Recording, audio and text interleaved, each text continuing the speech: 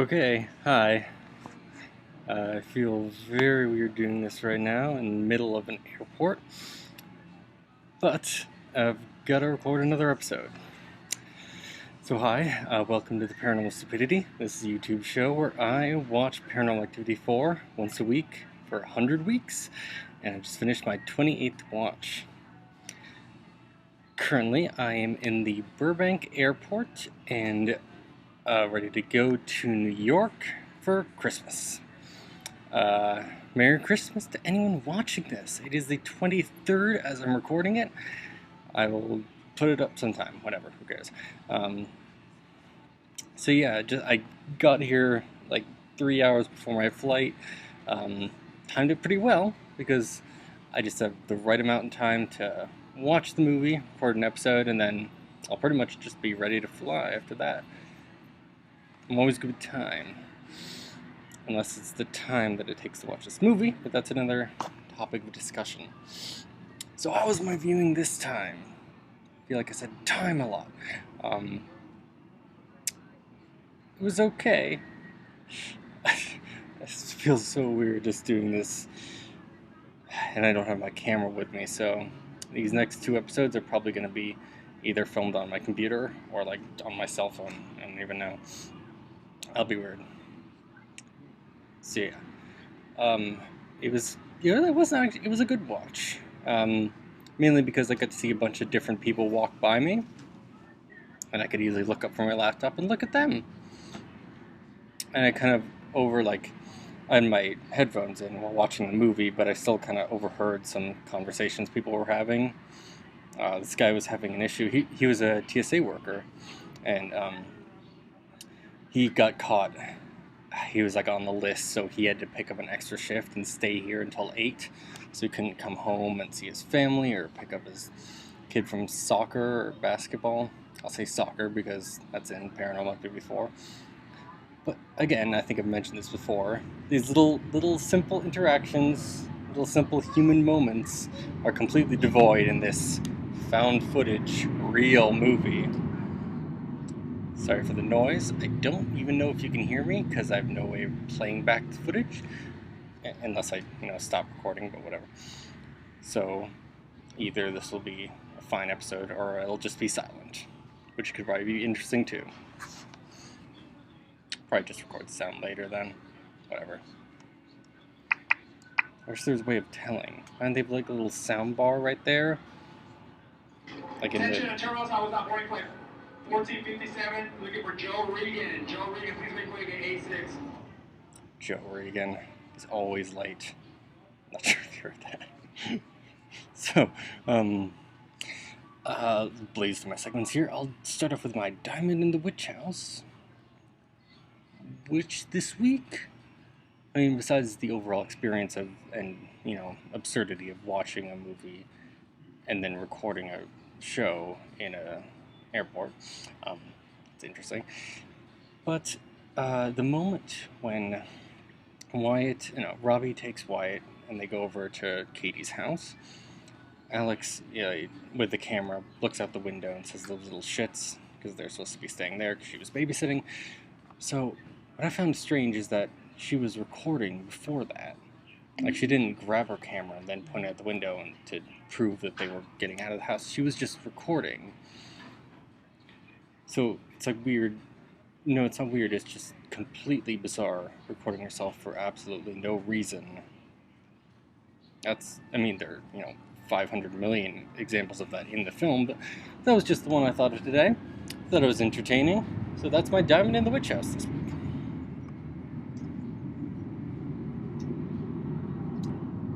A lot of planes going by. Holiday times. Happy holidays. Due to TSA security requirements, the Burbank Bob Hope Airport would like to remind Everyone keeps interrupting me. All what?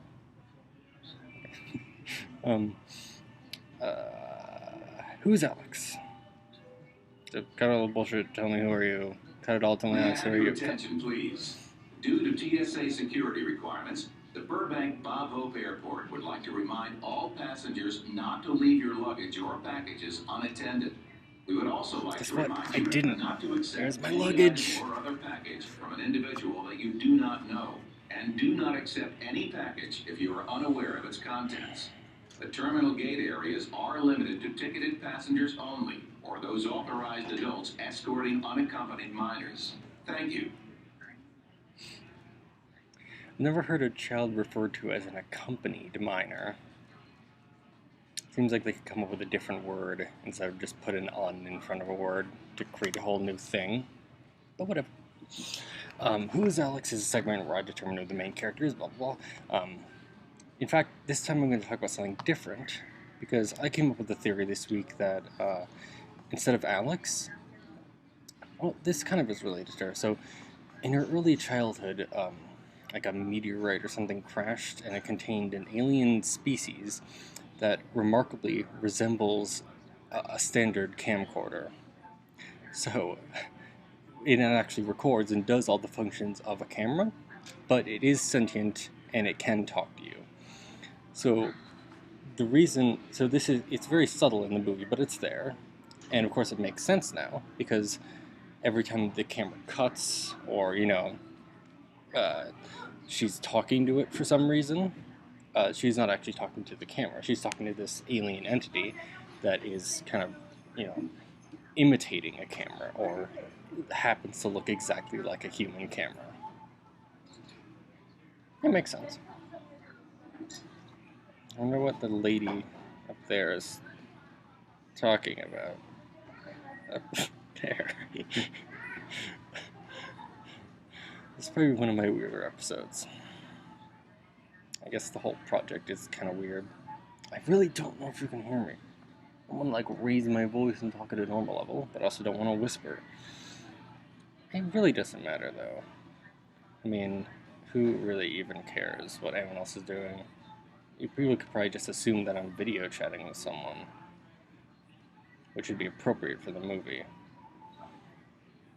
But even then, do people really talk so loudly in a public place? Why would you even video chat with someone at an airport? Just call them or text or something. So bizarre. Um, what else to talk about?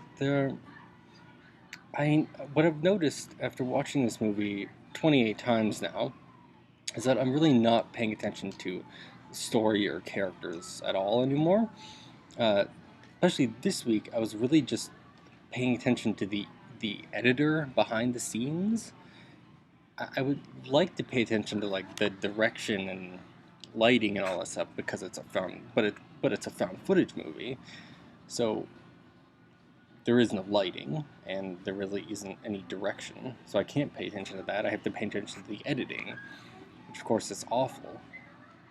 I mean, it's almost this. It felt like the editor wanted to just see what they could get away with. Like they intentionally like.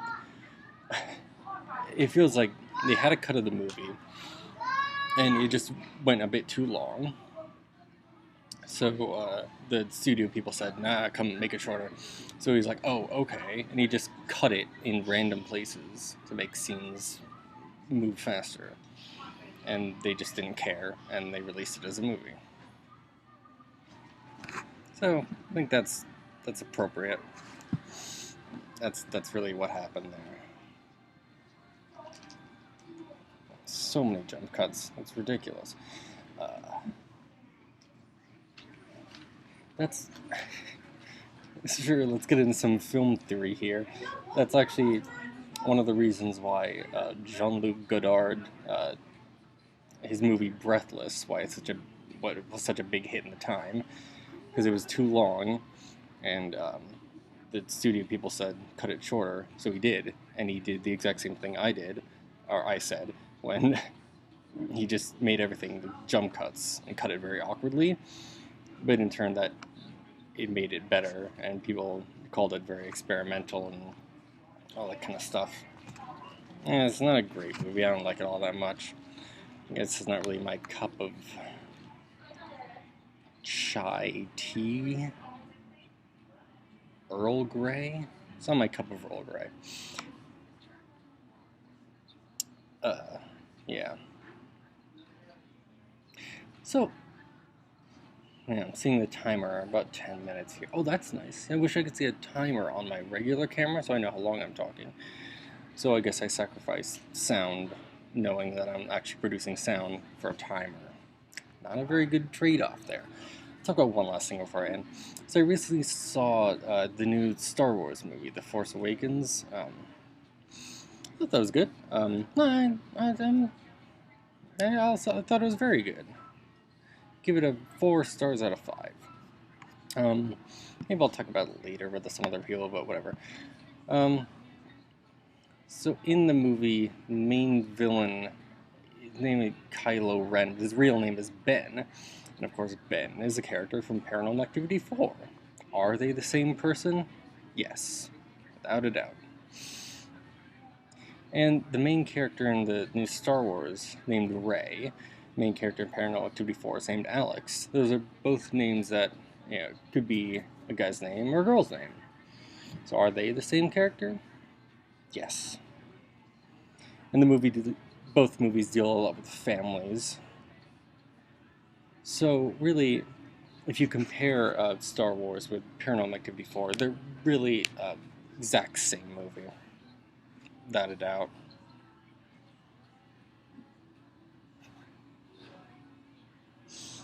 Okay, I've had enough of this. I've talked enough. Subscribe to my channel, like me on Facebook, do whatever the hell you want to do. Don't see this movie for the love of God. Don't support any found footage movies. And if you ever see Henry Joost or Ariel Schulman on the street, just punch them. Good advice. Bye.